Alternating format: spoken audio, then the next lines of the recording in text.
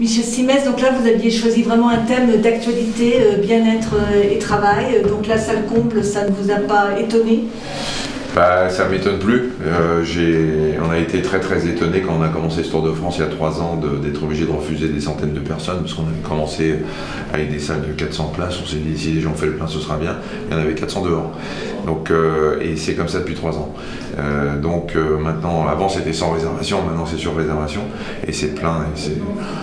C'est génial. Moi, sur un thème pareil, en plus sur la santé au travail, on peut se dire ouais, les gens sont un peu les passionnés, mais je sais pas, ils pensent venir aussi sourire, s'amuser, parce que ça a été le cas ce soir aussi, avec un public génial ici à Orléans qui réagit bien.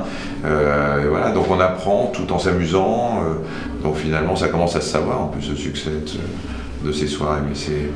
Moi je suis toujours, je suis toujours un peu, pas surpris, mais en tout cas très heureux de faire le plein à chaque fois. Et c'est important de parler de bien-être avant de parler de mal-être? Si vous voulez, moi qui ai la chance d'avoir une vie incroyable sur le plan professionnel, je me dis que si tout le monde était aussi heureux que moi en bossant, ce serait formidable. Alors c'est pas possible toujours, on choisit pas toujours le métier qu'on voudrait faire. Dans les entreprises ça marche pas toujours aussi bien, il ne faut pas être non plus au plus naïf, mais je crois qu'il y a un vrai changement de mentalité aujourd'hui. Il y a une vraie prise de conscience que 1. Je suis salarié, j'ai le droit d'être heureux dans mon boulot. 2. Je suis chef d'entreprise, j'ai intérêt à faire en sorte que mes salariés soient heureux parce que ce sera une meilleure rentabilité pour mon entreprise. Et puis moi, chef d'entreprise le matin, j'ai envie de voir des têtes heureuses et pas des mecs qui font la gueule. Si je peux avoir des salariés qui sourient, qui sont heureux entre eux et qui se parlent entre eux, ça ne m'empêche pas de gagner de l'argent, ça ne m'empêche pas d'avoir une entreprise qui est bénéficiaire, mais au moins j'ai des gens heureux avec qui je travaille. Le mot-clé de ces conférences, c'est la prévention. En France, on n'est pas très doué pour ça. On s'améliore, vous avez l'impression? On s'améliore beaucoup en matière de prévention parce que déjà on prononce le mot.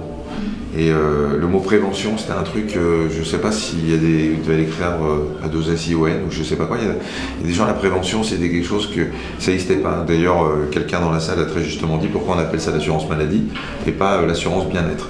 Parce qu'effectivement, on s'occupe en France depuis des siècles que quand ça va pas bien. Aujourd'hui, on se rend compte que si on s'occupe des gens quand ils vont bien, on évitera de payer, la société évitera de payer quand ils vont mal. Et donc on se dit que la prévention, c'est peut-être pas si idiot que ça. Avec des conseils parfois de bon sens? Mais oui, c'est pas... Si je dis que si vous avez des troubles du sommeil, il faut consulter. Si je vous dis que l'activité physique, c'est bon pour mais des dizaines de choses et qu'on sait aujourd'hui, c'est inscrit, c'est écrit par des articles scientifiques sérieux, faire de l'activité physique, marcher un peu plus dans la journée, c'est bon pour votre morale, ça réduit les maladies cérébrales, c'est bon pour votre cœur, ça augmente l'espérance de vie. Là, on a montré un chiffre.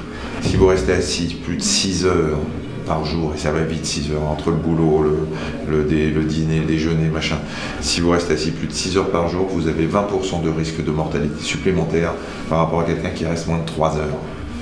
Je veux dire, si vous n'êtes pas interpellé avec ça et que vous n'avez pas envie de bouger, c'est que voilà, c'est que vous ne méritez même pas qu'on s'intéresse à votre santé. Oui, mais ça, c'est un risque invisible. C'est un risque invisible, mais à partir du moment où on vous le dit, il devient visible. Et l'idée, c'est de faire prendre conscience aux gens de ça. Il ne s'agit pas d'attendre qu'on vienne vous le dire. Il suffit, je veux dire, on est quand même des adultes. On est dans un état, dans une société où tout le monde est pris en charge pour tout, on est coucouné pour tout. Et bien, il y a un moment, il faut prendre sa santé en charge, il faut s'occuper de soi-même, il faut se dire, est-ce que je fais tout pour être vivre en bonne santé? Est-ce que je fais tout pour augmenter mon espérance de vie?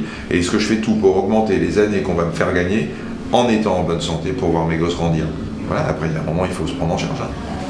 Et on a vu que les dirigeants, ils ne sont pas mieux lotis que les salariés, voire des fois c'est pire. Oui, parce que les dirigeants s'occupent moyennement de leur santé pour une raison simple, c'est qu'ils veulent donner l'impression que tout va bien. Je suis leader, je veux que mon équipe voit en moi quelque chose de performant, quelqu'un qui va les aider. Et si ils voient en moi quelqu'un de malade, de fatigué, de dépressif, eh ben, ils n'auront pas la pêche.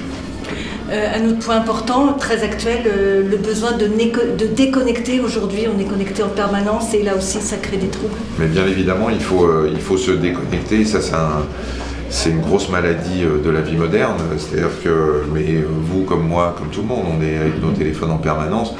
Les smartphones, les SMS, les mails, on déconnecte jamais. Il y a quelques décennies, on rentrait chez soi, on se déconnectait forcément du travail. Aujourd'hui, on est dedans en permanence et votre cerveau ne se repose jamais. D'ailleurs, tous les gens qui ont fait l'expérience de poser leur téléphone un matin pour le reprendre le soir ont passé une journée merveilleuse. Encore une fois, par rapport à ce que je vous ai dit sur le fait qu'il y a une vraie prise de conscience aujourd'hui, je sais que la médecine m'apporte une augmentation d'espérance de vie d'1 mois tous les trimestres. J'ai envie de la mériter, cette espérance de vie. J'ai envie que ces années gagnées, eh bien, je les passe en bonne santé et non pas grabataire. J'ai envie de voir mes gosses grandir. Et tout ça, tous ces événements, tous ces éléments qui s'accumulent font que vous avez une vraie prise de conscience. Oui, il n'y a pas besoin de grand-chose, on ne vous demande pas de révolutionner votre vie. On demande de faire des tout petits efforts, de marcher un peu plus tous les jours, d'avoir une alimentation un peu plus équilibrée. On ne vous demande pas de faire un régime. Et toutes ces nouvelles données scientifiques qui montrent qu'avec des tout petits changements dans votre vie, tout petits, eh ben vous allez vivre heureux et en bonne santé, finissent par vous rentrer dans le cerveau.